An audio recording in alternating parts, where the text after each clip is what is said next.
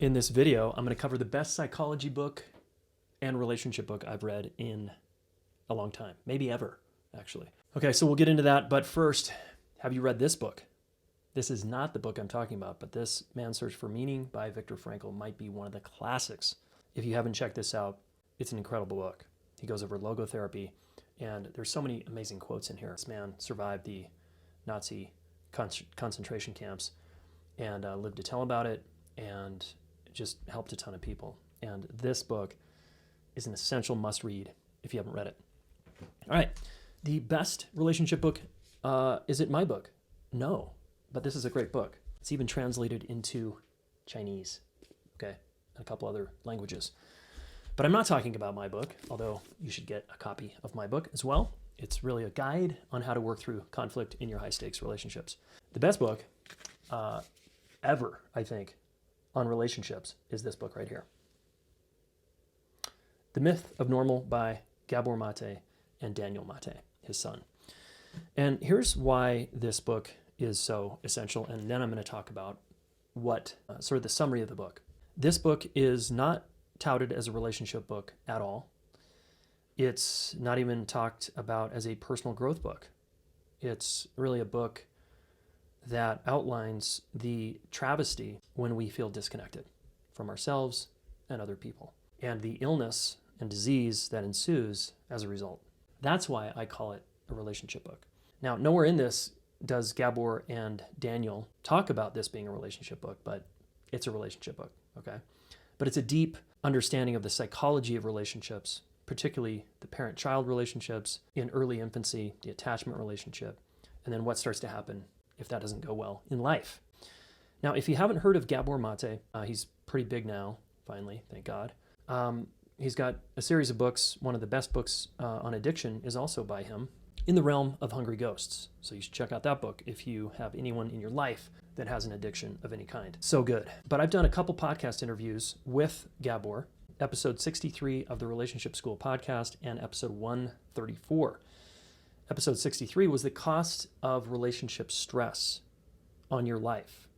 And that's essentially what his book is about. Now, that interview was done years before the book came out.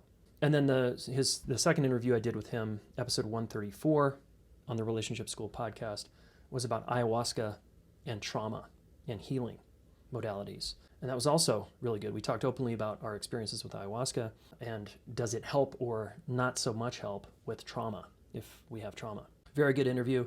And then I did a recent interview, if you want to follow up on this particular episode with Daniel Mate, episode 436, I believe, on The Myth of Normal, this book that he co-authored with his dad, and their relationship, parent-child relationships as adults. They have some wonderful work now they're doing, and apparently a book coming out sometime in the future about adult parent-child relationships, because those can get sticky and tricky. Okay, let me unpack The Myth of Normal briefly, and then you should grab a copy if you haven't already. So again, the book is essentially about the rift that starts to happen in your childhood where you feel like your emotions and your true self-expression isn't welcome. So the attachment, the primary attachment relationship, is the most essential need we have, and that starts to get compromised if we are expressing ourselves and the big people, parents mainly, get upset with us.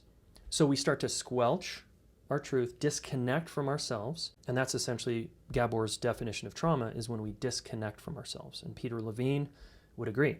We disconnect from ourselves, and when we're disconnected, we feel alone, and we don't feel connected and tethered to someone. And then we have to navigate all these just incredible challenges as kids with parents and peers and bullies and siblings. And from a disconnected place, we start to develop symptoms. Now, in the book, he goes on to develop, sort of unpack this as one of the root causes of mental illness. And so I would rather change the name from mental illness to relational illness. I think mental illness is a misnomer, and even Gabor says that in the book. He's like, mental, like, where is even the mind, as Dan Siegel says. So mental illness, I think we all get what that is. It's, I have bipolar or depression or anxiety, mental illness. But it doesn't happen, it's not a mental challenge. It's your mental capacities definitely can get compromised, but it's rooted in a relationship trauma or a relationship challenge and a relationship disconnection. And if you live your life in a disconnected way over many, many years, you will probably develop symptoms like autoimmune disorders, like Crohn's disease, like arthritis, right? There's a lot of hard to pin down, like Western medicine has a hard time pinning down what is the cause of Crohn's disease? What is the cause of arthritis? Like what is really going on there? And essentially inflammation, right, is the cause of a lot of diseases. And when our body gets inflamed, it's trying to protect itself from threat, from indirect, conscious, unconscious threat all the time. And Gabor is obviously a medical doctor. He's worked with addictions and heroin addicts in the streets of Vancouver. And he talks very openly about some of the challenges and some of the symptoms and then some of the diseases that people get. And I've noticed this in my own practice as a therapist and as a coach for over 20 years now, that people develop a bunch of strange symptoms when they feel disconnected, and including depression, anxiety being the two main, most common symptoms I think people develop when they're disconnected from themselves and other people. And they feel kind of isolated and alone even though they're around a lot of people or they have a lot of friends. So this book is pivotal. I think it's a seminal book, actually. It's like, to me, it's his career kind of opus magnum or whatever. The most beautiful book and him and his son have ever written, speaking to the illness of our society. I think it could have some personal undertones if you look closely. You'll see maybe that when you were a kid, you felt like you had to disconnect from your essence because the big people didn't like it for whatever reason. So your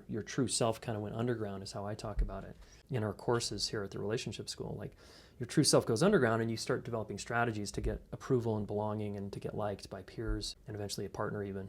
And then it plays out in a marriage where you feel like you can't even be yourself in your own marriage, which is really sad. If you're married and you feel like you can't bring who you are, you gotta like tiptoe around, you gotta compromise who you are. So please support these guys, get this book. It's a bestseller at this point. It's great on audio. Okay, I read the book and I listened to the book because it's so good. My wife checked it out as well. We're big fans. And I think it's gonna help you. I think it's gonna help the overall field of psychotherapy, psychiatry, functional medicine, coaching. It's gonna help so many industries help us understand the root causes of some of the ailments we see in ourselves and our friends and our family members and society. If we get, quote, sick, look closely and see if underneath it all is a feeling of isolation and disconnection in self and other, that your relationships, your primary, most important relationships, you felt not connected, not welcomed to be who you are. Be sure to check out the podcast with Daniel and I. It's very good. Okay, we'll put the link here and it's also in the description.